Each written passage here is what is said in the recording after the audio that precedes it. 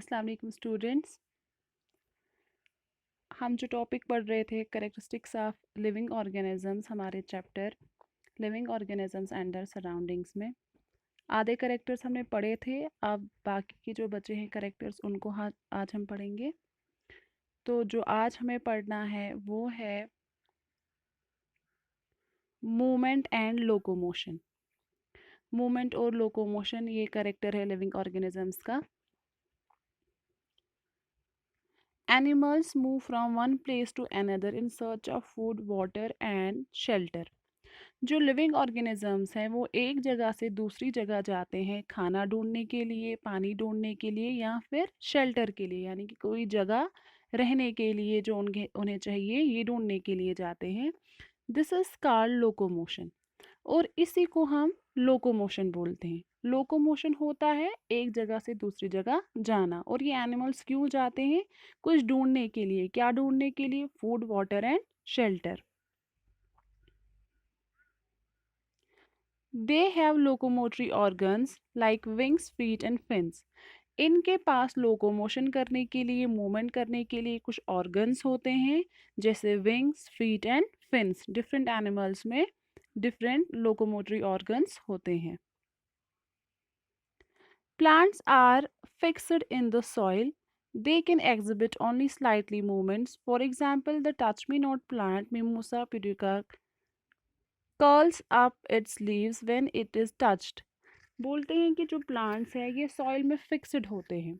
ये सॉइल में इनकी जो जड़ें हैं with the help of roots, जो प्लांट हैं वो फिक्स होते हैं सॉइल में और इनमें बिल्कुल हल्की सी मूवमेंट होती है, स्लाइटली मूवमेंट होती है। जैसे कि एक प्लांट की एग्जांपल यहाँ पे दी गई है जिसका नाम है टच मी नॉट। ये जो टच मी नॉट प्लांट है जिसका नाम मिमोसा प्यूडिका है, यानी कि ये इसका बोटेनिकल नेम है। तो ये क्या करता है, जब भी कोई इस प्लांट के लीव्स को टच करने की कोशिश करता है तो ये अपने लीव्स को कर्ल करके बंद हो जाता है। इसीलिए इसको नाम रखा गया है टच मी नॉट, क्योंकि जब आप इसको टच करेंगे, इसके लीव्स को टच करेंगे तो ये क्या करेगा, ये लीव्स इसके कर्ल होना शुरू हो जाएंगे और बंद हो जाता है ये प्लांट। तो ये इसने मूवमेंट दिखाया कि जब हमने इसको टच किया तो ये क्या करेगा, ये कर्ल करेगा। ये यहाँ पर ये है प्लांट। अब अपनी बुक पे देखिएगा, क्लियरली दिखेगा उधर।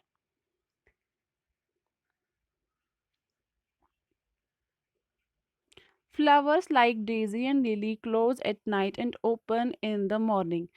जो फ्लावर डेजी और लिली है ये क्या करते हैं, ये सुबह और शाम को यानी कि क्लोज होते हैं ये रात को और सुबह मॉर्निंग के टाइम खुल जाते हैं। इसका मतलब इन्होंने भी मूवमेंट दिखाया, लिटिल बिट मूवमेंट दिखाया कि क्या शाम को ये बंद हो जाते हैं, इसके लीव्स जो बंद हो जाते हैं एंड सुबह वो ओपन हो जाते हैं।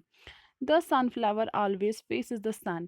और सनफ्लावर भी आपने देखा होगा कि जहाँ जहाँ की तरफ सन, जितना जितना सन चलता है तो ये जो सनफ्लावर है ये भी अपना फेस उसी साइड की तरफ करता है। यानी कि अगर सुबह जैसे कि सनसेट सनराइज होता है तो जिस डायरेक्शन में सनराइज हो रहा है तो उसी डायरेक्शन में आप देखोगे कि सनफ्लावर अपना फेस करेगा। शाम को जब सनसेट हो जाता है तो ये जो सनफ्लावर है ये भी अपना फेस उसी डायरेक्शन में करेगा जहाँ की तरफ सनसेट हो रहा हो। The whole body of small microscopic plants like the alga Chlamydomonas moves about in water. बोलते हैं जो छोटे छोटे माइक्रोस्कोपिक प्लांट्स हैं, माइक्रोस्कोपिक प्लांट्स वो प्लांट्स होते हैं जिनको हम नेकेड आई से नहीं देख सकते, जिन्हें हमें माइक्रोस्कोप के ज़रिए देखना पड़ता है। छोटे होते हैं ये बिल्कुल। जैसे कि यहाँ पर एग्जांपल दी गई है एल्गा क्लाइमेडोमोनास की। ये क्या करता है, ये पानी में चलता है। Some animals like swans, corals and the sea anemones remain attached to a support and do not show locomotion. फिर जो बाकी के जो ये एनिमल्स हैं जैसे कि स्पॉन्स हैं या कोरल्स हैं या फिर सी एनिमोन्स हैं, ये क्या करते हैं, ये समंदर में या जिस भी पानी में ये होंगे उसमें एट द बॉटम या फिर पानी में क्या करते हैं, ये किसी चीज़ की तरफ अटैच कर लेते हैं खुद को और उस चीज़ जब ये किसी चीज़ की तरफ खुद को अटैच करेंगे तो उसी के ज़रिए फिर लोकोमोशन करते हैं, लेकिन खुद से ये कोई मूवमेंट नहीं करते हैं। जब जिस चीज़ की तरफ इन्होंने खुद को अटैच किया, पानी के बहाव से वो चीज़ जो है वो आगे चलती है, तो उसी के साथ ये भी अपनी मूवमेंट करते हैं, लेकिन इनकी एक्चुअल खुद की कोई मूवमेंट नहीं होती है।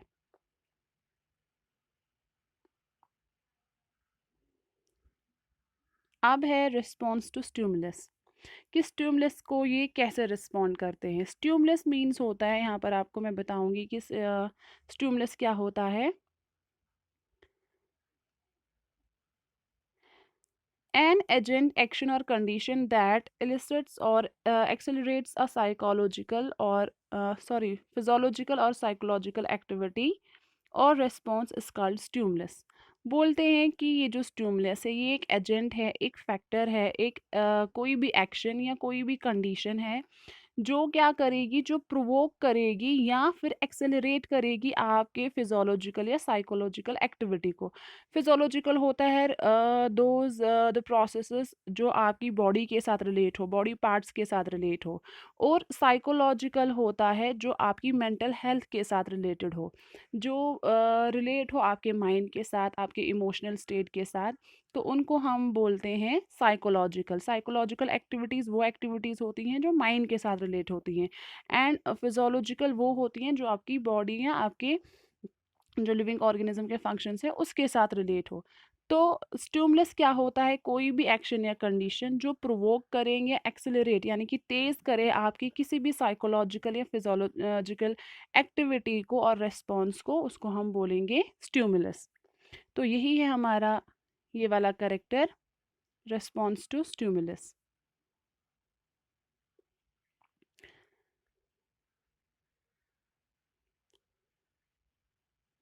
When you touch a hot iron accidentally, you quickly remove your hand। बोलते हैं जब आप एक्सीडेंटली, अचानक या गलती से क्या करते हैं आप, आपका हाथ जो है वो किसी गरम प्रेस की तरफ लग जाता है। जैसे कि आपने देखा होगा कभी कभी हमारी नज़र किसी और तरफ होती है और हाथ, जो हमारा हाथ है वो गलती से लग जाता है हॉट प्रेस की तरफ। तो हम क्या करते हैं, हम अपना हाथ जल्दी जल्दी वहाँ से रिमूव करते हैं। Your eyes close immediately when dust particles enter your eyes। जब भी कोई गंद या डस्ट पार्टिकल्स, छोटे छोटे जो गंद के जो पार्टिकल्स हैं वो हमारी आंखों में चले जाते हैं, तो हम जल्दी जल्दी अपनी आइज़ को क्या करते हैं, close. when someone calls at your name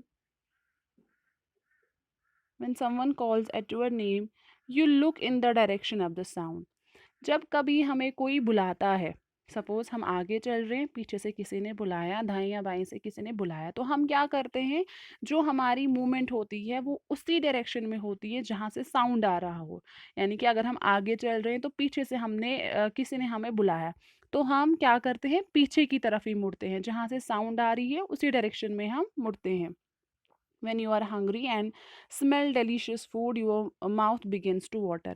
जब आप भूखे होते हैं और आपको किसी लजीज खाने की स्मेल आ रही हो, तो क्या होता है, हमारे मुंह में पानी आना स्टार्ट हो जाता है। तो ये क्या है, ये सारे जो स्टिमुलस हमारी बॉडी में हो रहे हैं, चाहे साइकोलॉजिकल है या फिजोलॉजिकल है, तो ये सारे मूवमेंट्स क्या हैं, इनकी तरफ जब हम रेस्पॉन्ड करते हैं तो इन्हीं को हम बोलते हैं रेस्पॉन्स टू स्टिमुलस।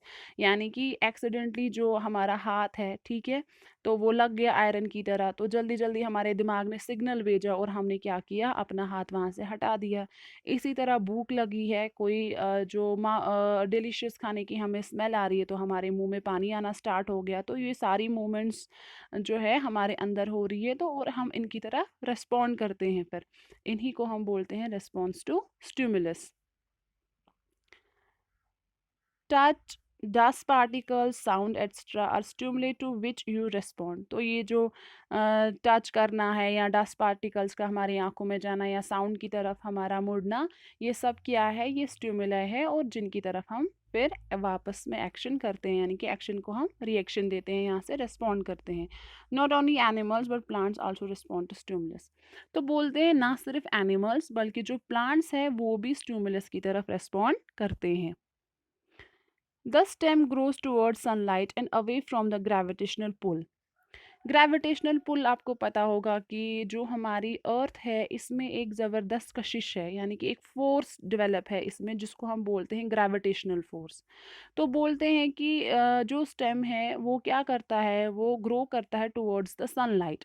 यानी कि आपने देखा होगा जो स्टेट है वो सीधे अपराइट यानी कि ऊपर की तरफ ग्रो करता है, क्योंकि आपको पता है सन जो है वो स्काई में है, ऊपर है, तो जो स्टेम है वो भी ऊपर की तरफ ही ग्रो करता है away from the gravitational pull. यानी कि जो ग्रेविटेशनल पुल है यानी कि जो ज़मीन की कशिश है वो ज़मीन की तरफ नीचे डाउनवर्ड्स की तरफ स्टेम ग्रो नहीं करता बल्कि ऊपर की तरफ करता है, सनलाइट की तरफ।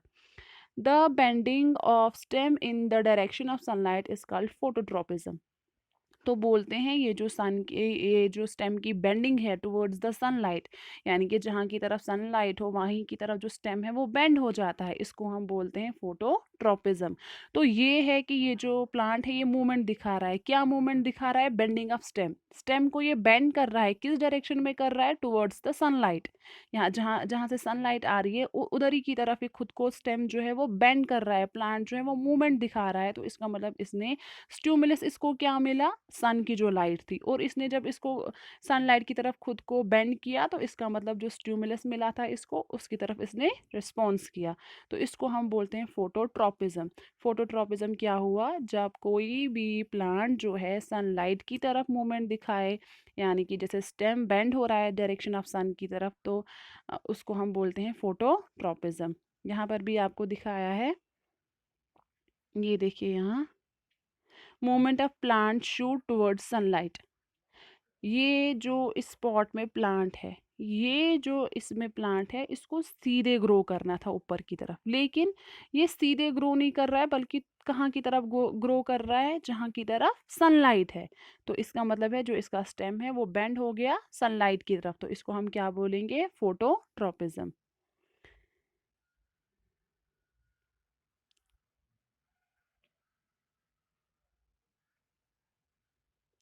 Roots tend to grow towards gravitational पुल।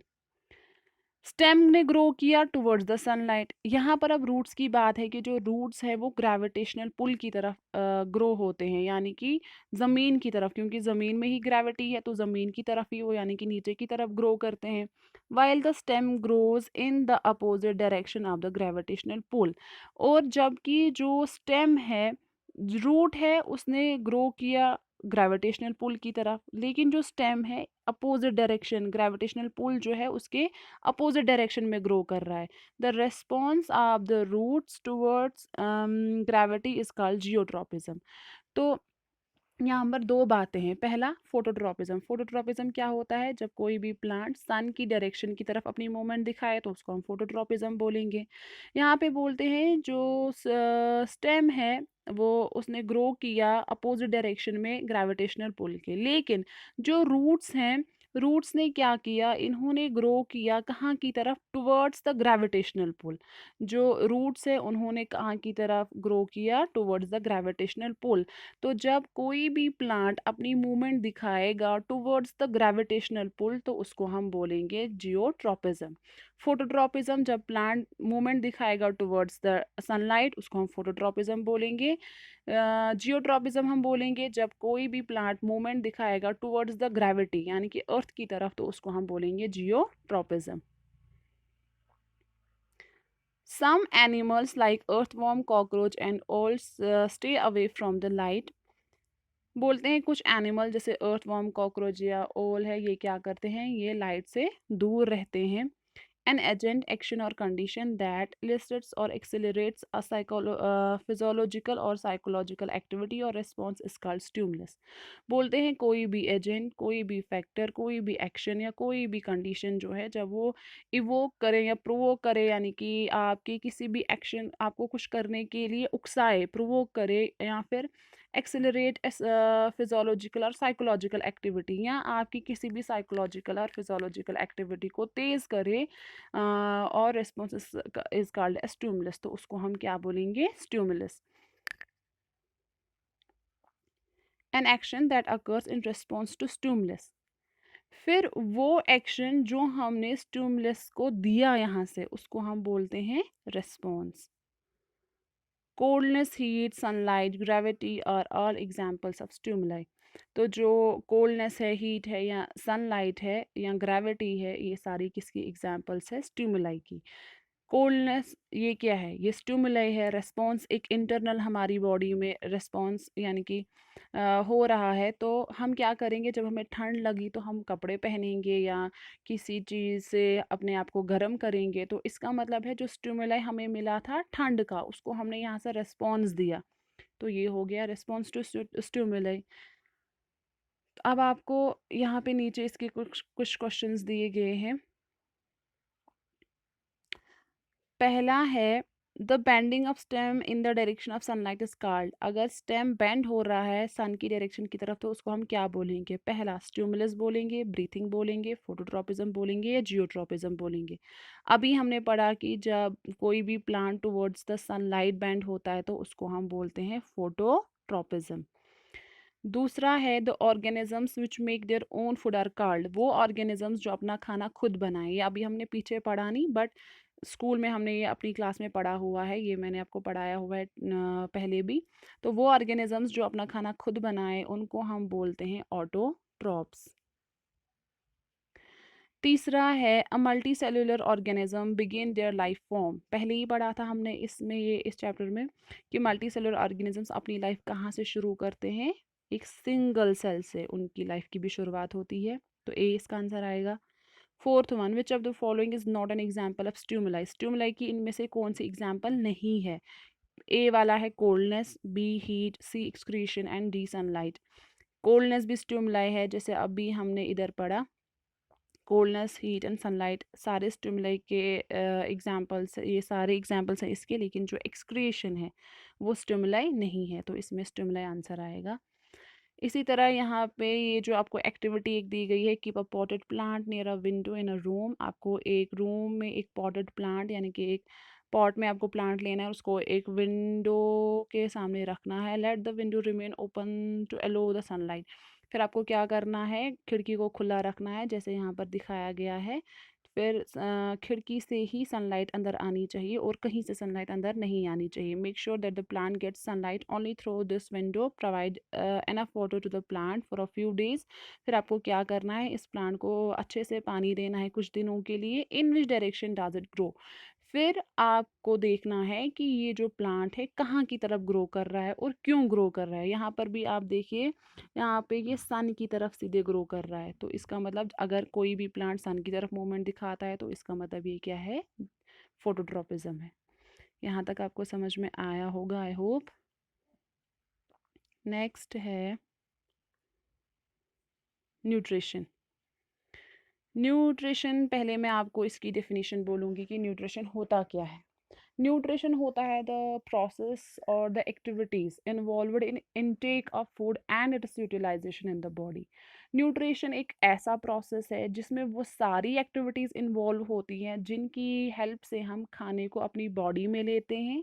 ना सिर्फ बॉडी में लेते हैं बल्कि उस फूड को जब हम अपनी बॉडी में यूटिलाइज करेंगे, जब हमारी बॉडी उस खाने को इस्तेमाल करेगी टू गेट द एनर्जी, और उस फूड से जब हमें एनर्जी मिलेगी तो उसको हम बोलते हैं न्यूट्रिशन। तो न्यूट्रिशन है the process of intake of food, food का हमारी बॉडी में लेना और and its utilization in the body. फिर उस फूड की हमारी बॉडी, उस फूड का हमारी बॉडी में यूटिलाइज होना, इस्तेमाल होना, इसको हम बोलते हैं न्यूट्रिशन। क्योंकि हम खाना खाते ही इसलिए है ताकि हमें उससे उससे एनर्जी मिले।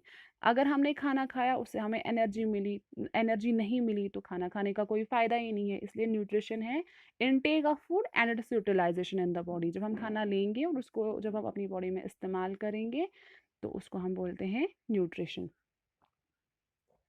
All living things need food to grow and obtain energy to for various activities. सारे जो लिविंग थिंग्स है, चाहे प्लांट है एनिमल है, उनको फूड की ज़रूरत होती है ग्रो करने के लिए, और उस फूड से एनर्जी मिलती है ताकि हम अपनी बहुत सारी एक्टिविटीज़ को कर पाए। Green plants make their own food by the process of photosynthesis. जो ग्रीन प्लांट्स है वो अपना खाना खुद बनाते हैं फोटोसिंथेसिस के प्रोसेस से। दे आर कॉल्ड ऑटोट्रॉप्स, इसलिए इनको कहा जाता है ऑटोट्रॉप्स। प्लांट्स जब अपना खाना खुद बनाएं फोटोसिंथेसिस की हेल्प से, फोटोसिंथेसिस के प्रोसेस की हेल्प से, तो इसको हम बोलेंगे, इन प्लांट्स को हम बोलेंगे autotrophs. Animals depend on plants and other animals for their food. अब जो एनिमल्स हैं, एनिमल्स में हम भी आते हैं, हम सोशल एनिमल्स हैं, ह्यूमन बींग्स। तो जितने भी एनिमल्स हैं, हम डिपेंड करते हैं प्लांट्स पे और बाकी सारे एनिमल्स पे अपने खाने के लिए, दस दे आर कॉल्ड हेटेरोट्रॉप्स। इसीलिए एनिमल्स को कहा जाता है हेटेरोट्रॉप्स। तो ऑटोट्रॉप्स वो जो अपना खाना खुद बनाए, हेटेरोट्रॉप्स वो जो अपने खाने के लिए दूसरों पर डिपेंड रहे, उनको हम बोलते हैं हेटेरोट्रॉप्स। यहाँ पे दिखाया है आपको काऊ का। Animals depend on plants for their food. जो एनिमल्स है वो डायरेक्टली और इनडायरेक्टली प्लांट्स पे डिपेंड होते हैं to obtain their food. Next है respiration. All living things take in oxygen from air and give out carbon dioxide. जितने भी लिविंग ऑर्गेनिजम्स हैं वो ऑक्सीजन लेते हैं एयर से और बाहर हम छोड़ते हैं carbon dioxide. Oxygen is used by the cells to produce energy by the oxidation of food in the body. जो ऑक्सीजन है वो oxygen is used by the cells. जो हमारी बॉडी के सेल्स है वो उस ऑक्सीजन को इस्तेमाल करते हैं एनर्जी प्रोड्यूस करने के लिए। कौन से प्रोसेस से? By the process of oxidation. Oxidation की मदद से जो हमारा खाना है उससे एनर्जी निकाली जाती है with the help of oxygen. This energy is utilized by living organisms for various This energy is utilized by living things for various activities like heartbeat, thinking, reading and playing. फिर जो energy हमने निकाली by the process of oxidation, oxidation के process की मदद से जो हमने एनर्जी निकाली अपने खाने से, तो उसको हम इस्तेमाल करते हैं अपनी बहुत सारी एक्टिविटीज़ को करने के लिए, जैसे कि हार्ट बीटिंग है, सोचने का काम है, या फिर रीडिंग वगैरह है, खेलना कूदना हो गया। तो इन सारी एक्टिविटीज़ को करने के लिए हमें एनर्जी कहाँ से मिलती है? फूड से, by the process of oxidation. Production of energy by oxidation of food in living cells is called respiration. जब एनर्जी निकले फूड से लेकिन ऑक्सीडेशन की मदद से, ऑक्सीडेशन के प्रोसेस की मदद से, इसको हम बोलते हैं रेस्पायरेशन। लास्ट टाइम भी मैंने आपको बोला था कि जो ब्रीथिंग एंड रेस्पायरेशन है डिफरेंट प्रोसेसेस है। रेस्पायरेशन होता है to produce the energy from the food. जब हम फूड से एनर्जी निकालेंगे उसको हम क्या बोलेंगे? Respiration. In this process carbon dioxide is produced. इस सारे ऑक्सीडेशन जब होती है रेस्पायरेशन के दौरान, तो वहाँ से प्रोड्यूस होता है carbon dioxide. Taking in oxygen from the air and give out carbon dioxide is called breathing. हवा से जब हम क्या लेते हैं? ऑक्सीजन, यानी कि ऑक्सीजन का अंदर लेना और कार्बन डाइऑक्साइड का बाहर छोड़ना, इसको हम क्या बोलते हैं? Breathing. All living things have special organs for breathing, for example nose in human beings। बोलते हैं जो भी लिविंग ऑर्गेनिजम्स हैं, चाहे वो प्लांट है या एनिमल है, ब्रीथिंग के लिए, क्योंकि जब हम अंदर लेंगे ऑक्सीजन तभी तो वो फिर रेस्पायरेशन का प्रोसेस चलेगा। जब लिया ही नहीं तो रेस्पायरेशन, पहले ब्रीथिंग होगी उसके बाद रेस्पायरेशन होगी। तो जितने भी लिविंग ऑर्गेनिजम्स हैं उनके पास स्पेशल ऑर्गन्स है ब्रीथिंग के लिए, जैसे कि ह्यूमन बींग्स में नोज़ है। इसी तरह फ्रॉग जो है वो स्किन से लेती है एयर अंदर। गिल्स एंड फिश में गिल्स होते हैं स्टोमेटा इन लीव्स, और लीव्स किसके ज़रिए लेते हैं, यानी कि प्लांट किसके ज़रिए लेते हैं? स्टोमेटा के ज़रिए। तो ये रेस्पायरेशन जो है मैं थोड़ा सा आपको और समझाऊंगी। यहाँ देखिए, यहाँ पे पहला, इसमें 3 स्टेप्स है। पहले देखिए क्या है, हमने एयर लिया, एयर में हमारे पास ऑक्सीजन है, ऑक्सीजन हमने अंदर लिया, वो कहाँ पहुँचा? लंग्स में। लंग्स में क्या प्रेजेंट है? एल्वियोलाई हम इनको बोलते हैं। एल्वियोलाई क्या होता है? ईयर सैक्स। हमारे लंग्स में छोटे छोटे सैक्स होते हैं, छोटे छोटे पाउच लाइक स्ट्रक्चर्स होते हैं, जिनको हम बोलते हैं एल्वियोलाई। इन एल्वियोलाई में प्रेजेंट होती हैं blood vessels. Blood vessels present है तो इसका मतलब क्या प्रेजेंट होगा? ब्लड होगा उनमें। और ब्लड में क्या होता है? HB, haemoglobin. और ये हीमोग्लोबिन काम करता है एज अ मैग्नेट। तो इस ब्लड में अब हीमोग्लोबिन है तो ये अपनी तरफ बाइंड कर लेगा ऑक्सीजन को। ठीक है, ब्लड के साथ क्या मिक्स हो गया? ऑक्सीजन मिक्स हो गया। अब देखिए दूसरा स्टेप, फूड हमने खाया, स्टोमक में गया, डाइजेशन होने के बाद स्मॉल इंटेस्टाइन में हो चला गया, स्मॉल इंटेस्टाइन में इसकी फाइनल एब्जॉर्प्शन हो, ये डाइजेशन हो जाती है और ये एब्जॉर्ब हो जाता है ब्लड के साथ। ठीक है, यहाँ देखिए ब्लड में प्रेजेंट है ऑक्सीजन, यहाँ इस वाले ब्लड में प्रेजेंट है फूड पार्टिकल्स। समझने की कोशिश कीजिएगा अच्छे से। पहले हमने एयर लिया, ठीक है, एयर में ऑक्सीजन पहुंचा लंग्स में, लंग्स के जरिए पहुंचा एल्वियोलाई में यानी कि ईयर सैक में। इन एल्वियोलाई में प्रेजेंट है ब्लड वेसल्स। ब्लड वेसल्स में क्या होगा, ब्लड, ब्लड में है हीमोग्लोबिन जो इस ऑक्सीजन को अपने साथ बाइंड करेगा यानी कि अपने साथ ले जाएगा। यहाँ से हमने लिया फूड, फूड पहुंचा स्टोमक में, उसके बाद स्मॉल इंटेस्टाइन में, स्मॉल इंटेस्टाइन में जब अच्छे से इसकी डाइजेशन हो गई तो ये मिक्स हो जाएगा ब्लड के साथ। अब इस ब्लड में क्या प्रेजेंट है, फूड पार्टिकल्स। तो दो चीज़ें हमारे पास आई, एक आया हमारे पास ऑक्सीजन, दूसरा हमारे पास आया फूड पार्टिकल्स। अब देखिए थर्ड स्टेप, ऑक्सीजन भी हमारे पास आया, फूड भी आया। कैसे आया ये हमने इन दो स्टेप्स में पढ़ा। तो ये समझिए आपका फूड पार्टिकल है। इस पे जब ये ऑक्सीजन एक्शन करेगा यानी कि जब इस फूड पार्टिकल पे किसका असर होगा, ऑक्सीजन का, तो ये जो फूड पार्टिकल है ये बहुत सारे छोटे छोटे छोटे छोटे हिस्सों में ब्रेक हो जाएगा। ठीक है, ये ब्रेक हो गया फूड पार्टिकल किसके एक्शन की वजह से, ऑक्सीजन की वजह से। इसी को हम बोलते हैं ऑक्सीडेशन। जो अभी हमने पीछे पढ़ा था वो भी यही प्रोसेस है कि जब हम फूड को ब्रेक करते हैं with the help of oxygen, तो मिला क्या वहाँ से, हमें हमें एनर्जी मिली। ठीक है, क्या मिली, energy plus water and plus carbon dioxide. ये कहाँ से हमें मिला, जो ऑक्सीजन हमारी बॉडी में है, जो फूड हमारी बॉडी में है, इन दोनों में क्या हो गया, ऑक्सीजन ने अपना असर किया फूड पार्टिकल्स पे और इनको ब्रेक किया, फूड पार्टिकल्स को ब्रेक किया। ब्रेक करने के बाद वहाँ से रिलीज हो गई एनर्जी, वाटर और कार्बन डाइऑक्साइड। ये जो एनर्जी है ये निकलती है in the form of ATP. ATP होता है एडिनोसिन ट्राइफॉस्फेट। इसी की फॉर्म में हमारी बॉडी में एनर्जी स्टोर रहती है। तो ये जो एनर्जी यानी कि एटीपी, ठीक है, प्लस वाटर और कार्बन डाइऑक्साइड, ये कहाँ से निकला, ये निकला फूड पार्टिकल से। कैसे निकला फूड पार्टिकल से, ऑक्सीजन के ब्रेक डाउन की वजह से। ऑक्सीजन ने जो ब्रेक किया फूड पार्टिकल को, तो वहाँ से हमें ये तीनों चीज़ें मिली। इसी को हम बोलते हैं ऑक्सीडेशन।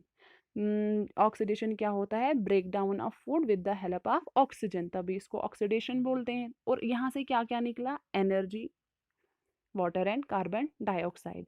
तो एनर्जी को हमारी बॉडी यूज़ करेगी फंक्शंस को करने के लिए। वाटर भी आपको पता है कि जो एक्सेस वाटर होगा वो in the form of urine निकल जाएगा, बाकी का वाटर हमारी बॉडी यूज़ करेगी। और कार्बन डाइऑक्साइड जो है अभी हमारे पास वेस्ट है, तो ये कार्बन डाइऑक्साइड का हमारी बॉडी में कोई यूज़ ही नहीं है, तो ये क्या करेगा, ये वापस लंग्स को ट्रांसपोर्ट किया जाएगा, लंग्स से ये नोज़ तक पहुंचेगा और नोज़ के ज़रिए ये बाहर निकल जाएगा। तो ये है प्रोसेस ऑफ रेस्पायरेशन।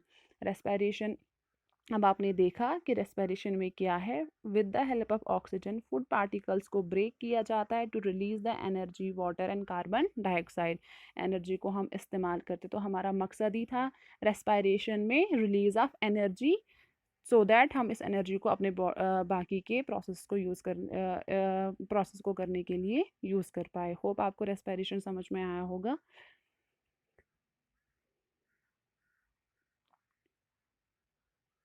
तो ये था हमारा रेस्पिरेशन वाला। अब है नेक्स्ट करेक्टर एक्सक्रिएशन। एक्सक्रिएशन क्या होता है,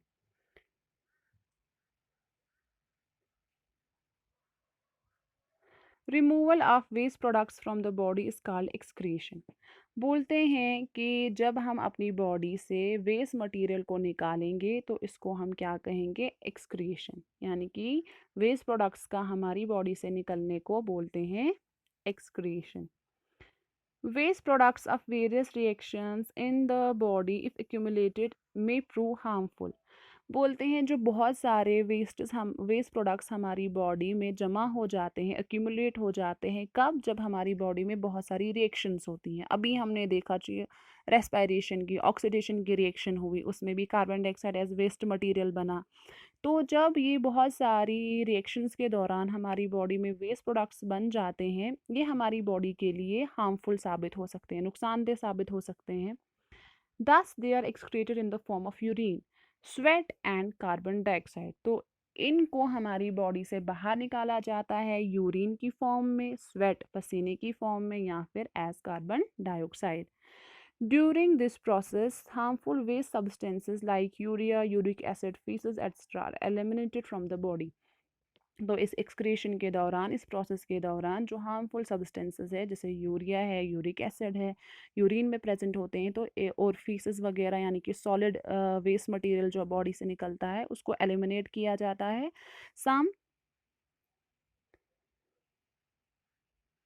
सम प्लांट्स गिव आउट गम और थिक फ्लूइड कॉल्ड लेटेक्स. तो एनिमल्स में हमने देखा कि यूरिया, यूरिक एसिड और फीसेस निकलता है. प्लांट्स की बात करेंगे तो प्लांट्स में क्या निकलता है वेस्ट मटेरियल? गम. गम या एक थिक फ्लूइड होता है. गम तो आपको पता ही है. थिक फ्लूइड यानी कि एक वाइट मिल्की फ्लूइड होता है जिसको कहा जाता है latex. Gum and latex are waste materials produced by the plants. तो प्लांट्स में जो वेस्ट मटेरियल है वो है गम एंड लेटेक्स. इनको भी बाहर निकाला जाता है, यानी कि प्लांट इसको अपनी बॉडी से बाहर निकालता है. तो यहाँ पर देखिए, यहाँ पर दिखाया गया है आपको ये latex being collected from a rubber plant. ये रबर प्लांट की एग्जांपल है. ये देखिए, ये कंटेनर्स जैसे लगे हुए हैं यहाँ पे, इनमें जो है ये लेटेक्स जमा हो जाता है. वाइट फ्लूइड है ये, और ये क्या है? प्लांट का वेस्ट मटेरियल है. अब नीचे आपको दिया गया है difference between living and non living things. Living things में और नॉन लिविंग थिंग्स में क्या फ़र्क है? पहला करेक्टर है सेलुलर ऑर्गेनाइजेशन. लिविंग थिंग्स में मेड ऑफ सेल्स. जो लिविंग थिंग्स है वो सेल्स के बने होते हैं, नॉन लिविंग थिंग्स सेल्स के बने हुए नहीं होते हैं. ग्रो. दूसरा, जो लिविंग थिंग्स में है use food to grow and become big. जो प्लांट है वो फूड का इस्तेमाल करते हैं, लेकिन जो नॉन लिविंग है उनमें क्या होता है, उनको फूड की ज़रूरत नहीं पड़ती है ग्रो करने के लिए, तो उनको हम एक्सटर्नल मटेरियल से बड़ा करते हैं. फिर है life cycle. Living things follow a definite life cycle from birth to death. जो लिविंग थिंग्स है इनमें एक प्रॉपर साइकिल होता है इनके जन्म से लेके इनकी डेथ तक, जबकि नॉन लिविंग थिंग्स में कोई लाइफ साइकिल नहीं होता. रिप्रोडक्शन. प्लांट्स क्या कर जो एनिमल्स हैं यानी कि सॉरी जो लिविंग थिंग्स है, रिप्रोड्यूस देयर ओन काइंड. जो लिविंग थिंग्स है इनमें रिप्रोडक्शन होती है और अपनी किस्म के बच्चों को ये जन्म देते हैं, जबकि नॉन लिविंग थिंग्स में रिप्रोडक्शन का प्रोसेस नहीं होता. मूवमेंट. लिविंग थिंग्स जो है वो मूवमेंट दिखाते हैं. अभी हमने पीछे पढ़ा जो नॉन लिविंग थिंग्स है move only when external force applied. जब हम उनको कोई बाहर से फोर्स दोगे तो तब जाके वो हिलेंगे. सपोज आप चेयर की एग्जांपल लो. चेयर नॉन लिविंग है, खुद नहीं हिलेगी. जब आप उसको फोर्स यहाँ से दोगे तो तब जाके वो हिलेगी. अब है रिस्पॉन्स. Respond to stimuli. जो लिविंग थिंग्स है वो स्टिमुलाई की तरफ रिस्पॉन्ड करते हैं, जबकि नॉन लिविंग थिंग्स है उनमें कोई स्टिमुलाई होता ही नहीं है, तो इसलिए रिस्पॉन्ड भी वो नहीं करेंगे. Nutrition. Need food to grow and develop. जो लिविंग थिंग्स है उनको फूड की ज़रूरत पड़ती है ताकि वो ग्रो करे और डेवलप. नॉन लिविंग थिंग्स को फूड वगैरह की कोई ज़रूरत नहीं पड़ती. रेस्पायरेशन. रेस्पायरेशन में क्या होता है? Use oxygen to produce energy and give out carbon dioxide. हम इस्तेमाल करते हैं ऑक्सीजन का एनर्जी रिलीज़ करने के लिए और कार्बन डाइऑक्साइड को बाहर निकालते हैं. जो प्लांट्स जो नॉन लिविंग थिंग्स है इनमें रेस्पायरेशन नहीं होती है. Excretion. Removal of waste from the body. Excretion क्या है? नॉन लिविंग थिंग्स में रिमूव हो जाता है वेस्ट बॉडी से, इसका मतलब एक्सक्रिएशन होता है हम में, जबकि नॉन लिविंग थिंग्स में कोई एक्सक्रिएशन नहीं होता. उम्मीद है कि आप सबको ये सारे करेक्टर्स यहाँ तक समझ में आए होंगे. इंशाल्लाह कल हम पढ़ेंगे फिर नेक्स्ट टॉपिक.